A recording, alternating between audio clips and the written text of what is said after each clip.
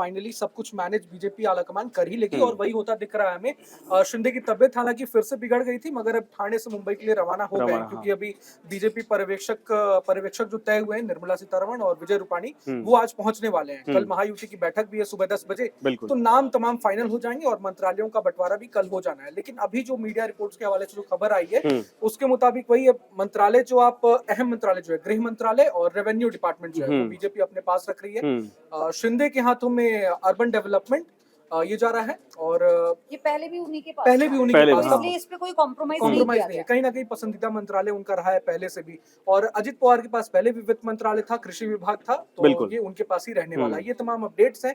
लेकिन आज दिल्ली में अमित शाह के साथ अजित पवार की मुलाकात हो सकती है मंत्रालयों को लेकर ही, बंटवारे को लेकर। देवेंद्र फडणवीस भी वीडियो कॉन्फ्रेंसिंग के साथ जुड़ेंगे। एकनाथ शिंदे इसमें भुजबल का एक्टिव हो जाना भी बता रहा है कि वो संकेत दे रहे हैं इस बात में कि हम कॉम्प्रोमाइज नहीं करेंगे, लेकिन ऐसा लगता नहीं कि बीजेपी मतलब उसे कर पाएगी। कहीं ना कहीं छगन भुजबल का मैं बयान सुन रहा था, वो प्रेशर पॉलिटिक्स से कह लीजिए या कुछ भी, मंत्रालयों को लेकर कि फाइनल जब मुहर लगने वाली है उसके पहले थोड़ा मोड़ा बीजेपी की तरफ से भी गिरीश महाजन गए थे, एकनाथ शिंदे को मनाने के लिए ठाणे गए थे, तो तमाम 2-2.5 घंटे तक बातचीत भी हुई। देवेंद्र फडणवीस से भी शिंदे गुट के नेता उदय सामंत ने बातचीत की है, तो तमाम फाइनल मुहर लगने से पहले ये बातचीत का दौर एक बार फिर से शुरू। एक चीज और बताइए, शिंदे गुट जैसा कि पयुदी कह रही है, शिंदे गुट ठीक है, उनको तो साथ लिया गया, लेकिन अब अजीत पवार कह रहे हैं या उनका गुट कह रहा है कि जितना उनको मिनिस्ट्री मिलेगी, पोर्टफोलियो मिले, वो हमको भी मिलनी चाहिए। सीटों का फासला 12-13 या कहा 14-15 के आसपास है।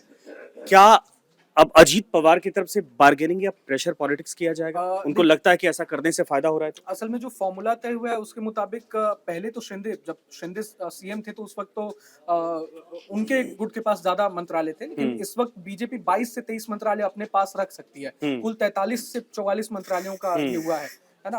उसमें अजित पवार को थोड़े कम मंत्रालय, 1-2 मंत्रालय कम मिल रहे हैं शिंदे गुट से, तो वही वो लास्ट में मान मुलम्वल का ये चल रहा है कि हमें भी इक्वल मिलने चाहिए, क्योंकि सीटों के लिहाज से अगर आप देखें तो शिंदे गुट को जहां 57, उनका ये कहना है, छगन भुजबल ये कह रहे हैं कि जो स्ट्राइक रेट है, स्ट्राइक रेट की बात, वो स्ट्राइक रेट की बात कर रहे हैं, लेकिन हालांकि फिर भी मुझे लगता है कि ये कोई इतना बड़ा रीजन नहीं होगा कि आप इतना बड़ा नेगोशिएट कर ले महाराष्ट्र जैसे राज्य में। और वो बीजेपी जो पहली बार इतिहास में इतना अच्छा परफॉर्म कर पहुंची है, यहाँ तक पहुंची है, उसे भी पता है कि उसके लिए नंबर गेम इंपॉर्टेंट है, बट इतना नहीं कि उसे भी पैरों में गिरना। बिल्कुल, जाहिर तौर पर आप देख लें शिंदे गुट की सीटें तो ज्यादा है, और 57 सीटें हैं, डिफरेंस 16 सीटों का अजित पवार गुट से। बिल्कुल, तो जाहिर तौर पर प्रेशर कुछ भी बना ले, जो फैसला होना है वो कल तक हो जाएगा, ये दिखने वाली बात है। और देवेंद्र फडणवीस की सीएम 99% अभी भी चांसेस है वही बनेंगे। रेस में बहुत नाम सामने आए।